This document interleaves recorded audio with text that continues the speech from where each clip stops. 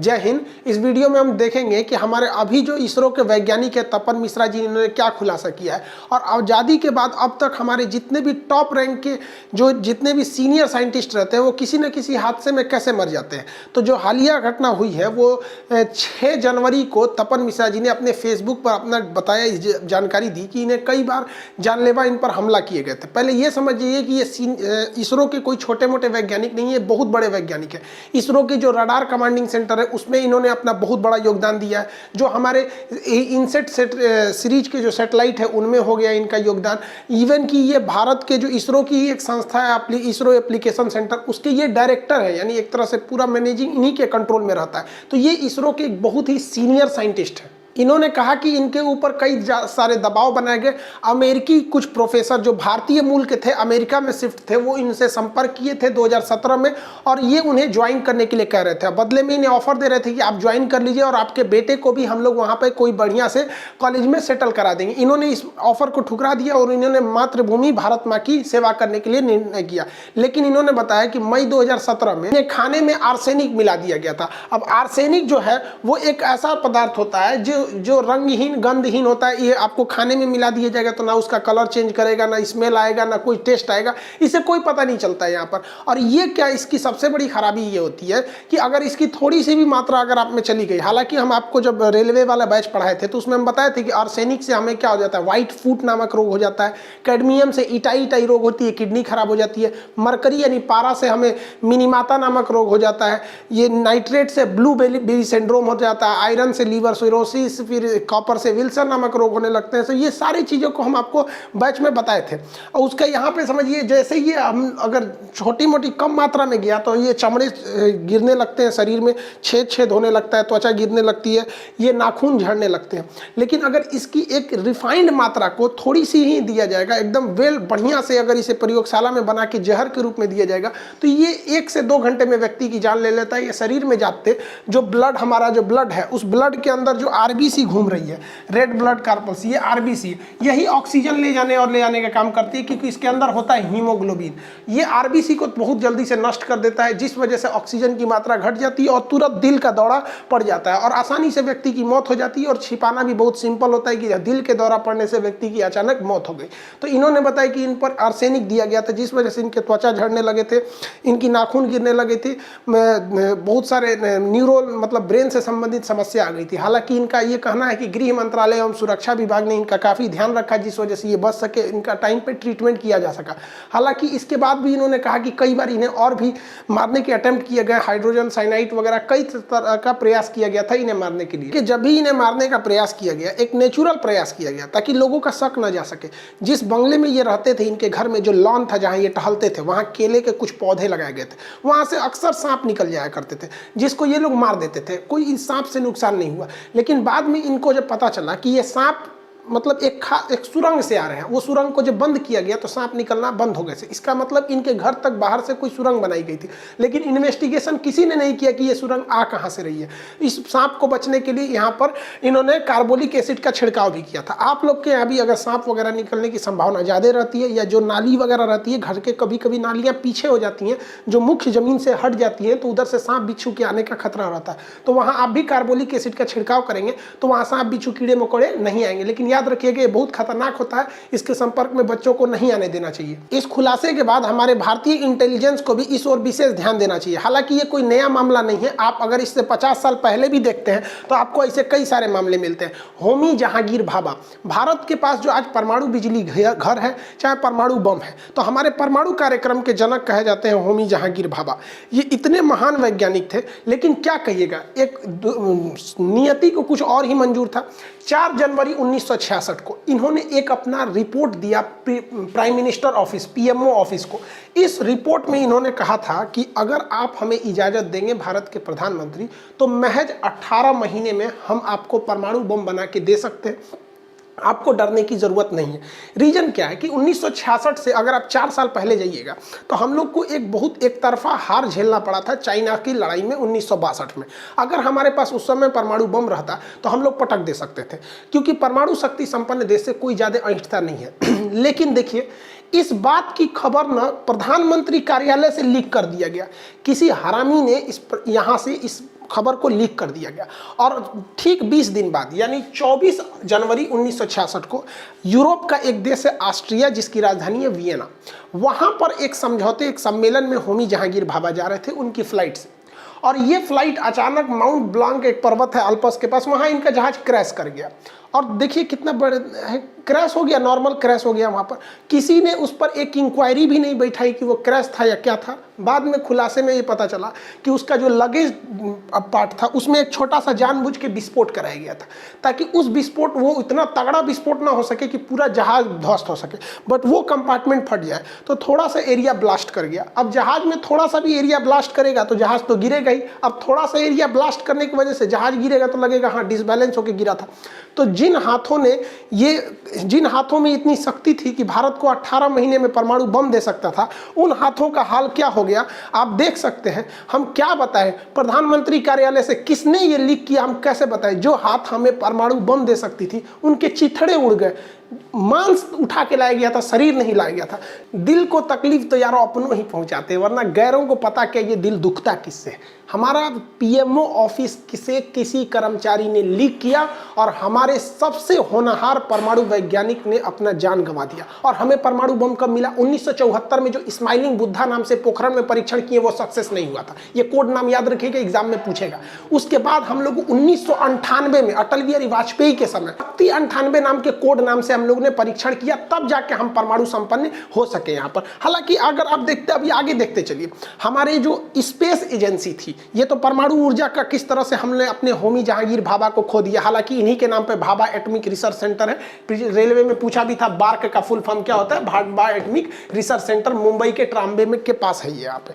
अब इसरो के scientist, Indian space research organisation में जो बहुत बेहतरीन थे, विक्रम साराभाई, इन्हें अंतरिक्ष विज्ञान का जन्मदाता कहा जाता। इनकी दूरदर्शी सोच से पूरी दुनिया थर्राती थी कि अगर यह व्यक्ति ज्यादा दिन जी गया तो भारत को ऊंचाई पर लेके चला जाएगा जहां देखने में हमारी आंखें चौधी आ जाएंगी। तो इनके पीछे भी साजिश रची जाने लगी। और अचानक एक दिन ये अपने रिजॉर्ट में टहल रहे थे तो इनकी लाश पाई गई 1971 में। अचानक कैसे मर गए किसी को पता ही नहीं, रहस्यमयी ढंग से इनकी मौत हो गई। तो एक और परमाणु ऊर्जा को झटका लग गया और एक और हमारी अंतरिक्ष एजेंसी को झटका लगा। कहा जाता है कि ये सारे हमले के पीछे कहीं ना कहीं अमेरिका की CIA का हाथ था। और ये हो भी सकता है क्योंकि इंटरनेशनल रिलेशन में कब किससे दोस्ती होगी, कब किससे दुश्मनी होगी, कोई नहीं जानता। याद कीजिए 1971 में हम आपको पाकिस्तान पे वीडियो भी बनाए थे 1971 वाला। उस वक्त बताए थे कि वही अमेरिका था जो भारत को परमाणु बम मारने के लिए 7वां बेड़ा भेजा था और पाकिस्तान के फेवर में था। तो इसमें कोई शक नहीं है कि इसमें पाकिस्तान को तो उतना इंटेलिजेंस बेहतरीन नहीं है, लेकिन इसमें CIA का हाथ उस समय बहुत से लोग कह रहे थे कि उस समय अमेरिका भारत के एकदम सख्त खिलाफ था और भारत को वो देखना ही नहीं चाहता था अंतरिक्ष क्षेत्र में और परमाणु क्षेत्र में। जिस तरह से अभी वो ईरान को देखता, उस समय वो भारत को इस तरह से देखा करता था। भाभा एटॉमिक रिसर्च सेंटर के एक और परमाणु वैज्ञानिक थे जिनका नाम था लोकनाथ महालिंगम। इनकी भी अचानक मौत हो गई, नदी में डूबने से मौत हो गई। जबकि एक बेहतरीन तैराक थे, इनकी नदी में डूबने से मौत हो गई, रहस्यमयी ढंग से मौत हो गई। हमारे एक और परमाणु वैज्ञानिक M पद्मनाभन की 2010 में घर में घुस के किसी लोगों ने मर्डर कर दिया, हत्या कर दी। आज तक उसका सबूत नहीं पता चला। हमारे टॉप वैज्ञानिक मारे गए हैं, आज तक कोई सबूत नहीं मिल रहा हम लोग को। डिफेंस और एटॉमिक क्षेत्र के एक बहुत ही युवा वैज्ञानिक, दो युवा वैज्ञानिक KK जोशी और आशीष आश्विन, ये दो वैज्ञानिक थे जो छोटे साइज के न्यूक्लियर रिएक्टर पे बहुत वर्क कर रहे थे, जो हमारे परमाणु पनडुब्बियों के काम में आता। अगर ये सक्सेस हो जाती तो ये परमाणु पनडुब्बियां बिना बाहर निकले, देखिए इनको चलने के लिए ना बैटरी की जरूरत होती है। बैटरी चार्ज रहेगा तो ये 6 दिन तक चल सकते हैं सब, लेकिन जब बैटरी डिस्चार्ज हो जाती है तो इन्हें चार्ज करने के लिए ऊपर लाना पड़ेगा। तो आप कहेंगे कि सर सोलर से चार्ज होती है क्या? नहीं बबुआ, ये चार्ज होती है जनरेटर से। जनरेटर का धुआं कहीं से निकलेगा नहीं, अंदर में धुआं कहाँ छोड़िएगा, तो बाहरवा निकल के ये धुआं निकालते हैं, चार्ज करते हैं। अब बाहर निकल के इन्हें 6-7 घंटे तक इनका जनरेटर चलाइएगा तो एक तो आवाज करने लगेंगे, उस पे से ये सैटेलाइट से देख लिए जाएंगे। तो इसीलिए इसके अंदर एक एटॉमिक पावर प्लांट लगा दिया गया ताकि उसे कोई भी जरूरत नहीं, वो अपने से उसको अंदर वो 6 महीने तक उसे बाहर निकलने की जरूरत ही नहीं, इतना पावरफुल रहता है वो। लेकिन क्या हुआ, इन युवा वैज्ञानिक को क्या हुआ, अचानक क्या हुआ, इन लोग का सड़क के किनारे एक रेल दुर्घटना में इनकी लाश पाई गई। पोस्टमार्टम जब रिपोर्ट हुआ तो हमारे वैज्ञानिकों लोग का पता चल रहा है कि नहीं भैया, इन्हें जहर दे के मारा गया था।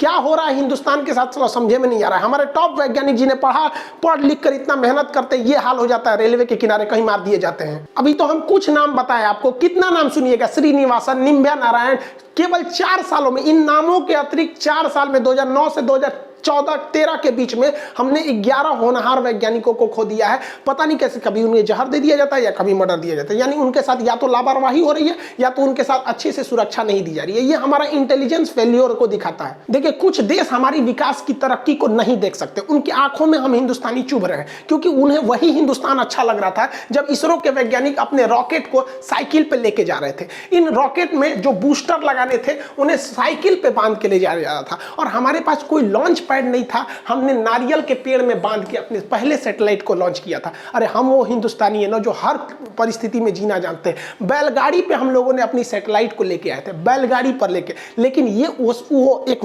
दूसरा वक्त था। लेकिन हम कभी रुके नहीं, और ना ही हम किसी दूसरे पे मतलब दूसरे से चिढ़ रहे थे या नहीं। हमें पता था कि आज नहीं तो कल हमारी मेहनत रंग लाएगी, और आज के वक्त में यही हमारा इसरो है जो पूरी दुनिया को, नासा अपना सैटेलाइट देता है कि ये इसरो छोड़ दीजिए, छोड़ दीजिए। अरे यही वो इसरो है जिसमें नासा हंस रहा था कि ये साइकिल और बैलगाड़ी से चांद तक पहुंचने वाले हैं। अरे तुम एक बार अपनी विकिपीडिया पे सर्च करो कि चांद पर पहली बार पानी खोजने वाला कौन देश था, तो हमारा हिंदुस्तान था। मंगल ग्रह पे पहली बार में पहुंचने वाला कौन देश था, तो हमारा हिंदुस्तान था। कोई चाइना, जापान, अमेरिका, रूस, वियतनाम, ये लोग कभी नहीं पहुंच सकते थे। ये वही साइकिल वाले हैं लोग। अमेरिका ने हमें क्रायोनिक इंजन नहीं दिया। 1992 में रूस हमें क्रायोनिक इंजन दे रहा था, लेकिन अमेरिका ने कहा कि अगर रूस तुम भारत को क्रायोनिक इंजन दे दोगे तो हम तुम पे प्रतिबंध लगा देंगे। तो रूस अपने बचने के लिए हमें वो क्रायोनिक इंजन नहीं दिया, जिस वजह से हमारा परमाणु कार्यक्रम थोड़ा सा लेट हो गया। लेकिन कोई बात नहीं, हमारे रास्ते में अगर तुम गड्ढे खोदोगे ना तो हम छलांग मारना जानते हैं। यही छलांग मारा इसरो ने। एक साथ 104 सैटेलाइट को अंतरिक्ष में लॉन्च कर दिया। 104 उपग्रहों को लेकर हमारा इसरो का रॉकेट अंतरिक्ष में, और शान से तिरंगे की लहराते हुए पूरी दुनिया देखती रह गई कि 104 सैटेलाइट लॉन्च किए। नासा के वैज्ञानिक मुड़ी खजुआ रहा था सर कि रे बाप रे बाप, ये सैटेलाइट छोड़ रहा है सर कि कबूतर उड़ा रहा है सर, 104 को कैसे छोड़ेंगे। लो ससुरा, समझ में आ रहा है। लेकिन कुछ लोगों को ये तरक्की नहीं देखी जाती है। कुछ लोग ये जलते हैं कि ये साइकिल पर रॉकेट घूमने वाले ये आज दुनिया के टॉप रॉकेट कैसे बना लेते हैं। तो तुम हरामियों से हम कहते हैं, हमारी तरक्की नहीं देखी जाती है ना तो अपना नेत्र दान कर दो, वरना फोड़ देंगे लोग हम लोग एक दिन अखियां। यहाँ पर थोड़ी सी बस हमारी लापरवाही हो रही है इंटेलिजेंस है, वरना अब भारत माँ की तरक्की को कोई नहीं रोक सकता है। तुमको जितना जलना है जल जाओ, क्योंकि आने वाले वक्त में इसरो जो कारनामे करने जा रही है तो तुम्हारे पैर के नीचे से जमीन खसकने वाली है। अभी डीआरडीओ के क्या क्या बताए, डीआरडीओ के गुप्त हथियार के बारे में तू ससुरे जानोगे तो फिर डीआरडीओ वालों के पीछे पड़ जाओगे, इसलिए तुम मत ये जानो तो अच्छा है। भारत सरकार से भी हम कहते हैं कि देखिए, हमारे संसद भवन में जो कैंटीन है, उस कैंटीन में जो खाना दिया जाता है वो रेलवे की जिम्मेदारी है। रेलवे की IRCTC कंपनी उसमें खाना को बनाती है, और इसमें सरकार सब्सिडी देती है। हालांकि सरकार ने कहा था कि हम सब्सिडी को खत्म कर देंगे, लेकिन अभी भी सरकार की ओर से दिए जाते हैं। संसद भवन में जो खाने का खर्च आता है वो सालाना 15 करोड़ रुपए आता है। हम ये किसी भी तरह से ये गलत नहीं है, और ये बहुत बड़ी राशि नहीं है एक देश के लिए 15 करोड़ रुपए का खाना देना। ऐसा नहीं है कि ये 15 करोड़ केवल नेता वहां खा लेते हैं। देखिए, 245 लोग राज्यसभा के, 545 लोग लोकसभा के, ये तो लगभग आपके हो जाते हैं आपके 800 के लोग लगभग ये लोग यहाँ पर। लेकिन जो अन्य कर्मचारी हैं, जो सचिव हैं, ये लोग मिला के ये लोग भी बहुत ज्यादा होते हैं, जिन्हें उसी रेट में खाना मिलता है। 1 रुपये का चाय वगैरह जो भी होता है वो अलग बात है। हमारा ये कहना है कि जो खाना IRCTC हमारे सांसदों को खिलाती है, जो खाना हमारे राष्ट्रपति प्रधानमंत्री को ये IRCTC के कैंटीन के थ्रू चला जाता है, 100% सिक्योर रहते हैं कि उस खाने में कहीं भी आर्सेनिक नहीं मिलाया जाएगा या पोलोनियम नहीं मिलाया जाएगा। तो भैया, जब ये खाना दिल्ली में पहुंचाते थे तो ये खाना बेंगलोर में भी पहुंचा दो, इसका एक ब्रांच खोल दो बेंगलोर में, वहां भी दे देंगे। यहाँ लोग हैदराबाद में खोल दो, DRDO के ऑफिस में खोल दो। क्या ये लोग देश के लिए जरूरी नहीं है? यहाँ पर इन लोग को पोलोनियम, देखिए अभी तो हम लोग आर्सेनिक से मार रहे हैं, सब आर्सेनिक से ज्यादा खतरनाक पोलोनियम होता है। ये तो सोचो, बहुत बड़े VIP लोगों को मार दिया गया।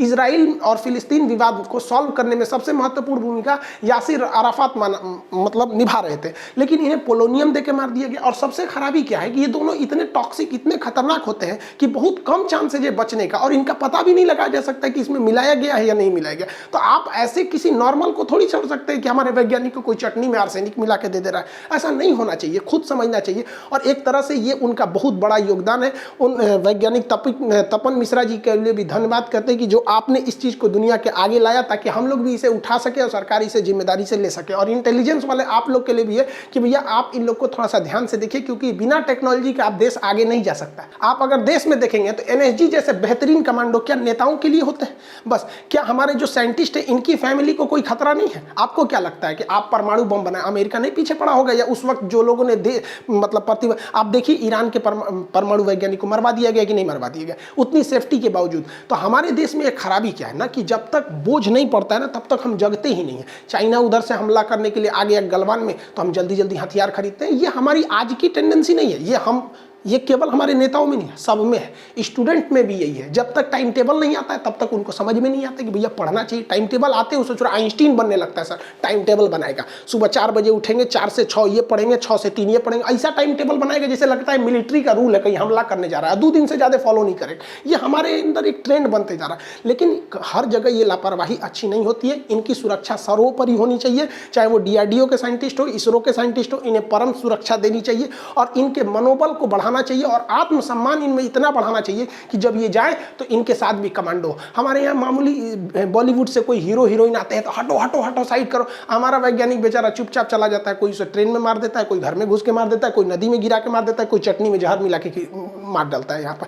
तो क्या हमारे सेलिब्रिटी से भी नीचे हो गए ये लोग? इन लोग को इतना सम्मान देना चाहिए कि कम से कम जो भारतीय वैज्ञानिक विदेश में चले गए और उन हरामियों को भी कहते हैं कि जो अमेरिका से आके, और ये तपन साहब को कह रहे थे कि तुम भारत में मिल जाओ, अरे यार तुम हिंदुस्तान में थे कि पड़ोसी की औलाद थे? यहाँ पर हम हिंदुस्तानी लोग बचपन में इस मिट्टी को इतना खाए हैं भारत माँ की इस मिट्टी को, कि ये मिट्टी हमारे ब्लड होते हुए DNA में घुस चुकी है। इस भारत माँ से इतना प्रेम है कि साला कोई खरीद ही नहीं सकता है हिंदुस्तान से। तुम लोग कौन किस दुनिया का था रे तुम लोग की जो भारत से आके दगाबाजी कर दिया? किस आंख से तुम आंख मिलाएगा भगवान से कि तू अपने मातृभूमि से गद्दारी कर दिया? मातृभूमि से गद्दारी करने वालों को ससुरों को स्पेशल न रख देना चाहिए ऐसे लोगों को। अब भारतीय इंटेलिजेंस को भी सोचना चाहिए कि इस तरह से जो कर रहे हैं उन्हें सामूहिक रूप से बहुत बुरी तरह से सजा दिया जाए। ससुरों को उसको भी बिना कोर्ट कचहरी के अंदर ऐसे ही कहीं जहर और देके ट्रेन से कटवा देना चाहिए। ट्रेन 18 बनी रही है, वंदे भारत बनी रही है, बुलेट ट्रेन का उद्घाटन इन्हीं हरामियों के ऊपर कर देना चाहिए, ताकि एक मैसेज जाए कि आप हमारे वैज्ञानिकों को नहीं छूइए। वरना हम हिंदुस्तान है, कोई ईरान नहीं है यहाँ पर। खैर, इस पर सरकार भी अब बहुत एक्शन लेगी और सरकार ले भी रही है। इसरो चीफ या DRDO चीफ को कमांडो लेवल की सुरक्षा दे दी गई है, लेकिन ऐसा नहीं कि केवल चीफ के रहने से होगा। बहुत छोटे से बड़े वैज्ञानिक सबकी अहमियत होगी। आई होप सरकार इसको संजीदगी से लेगी और आने वाले वक्त में हमें इस तरह की मतलब दुखद घटना देखने को नहीं मिलेगी। मिलेंगे नेक्स्ट क्लास में। जय हिंद।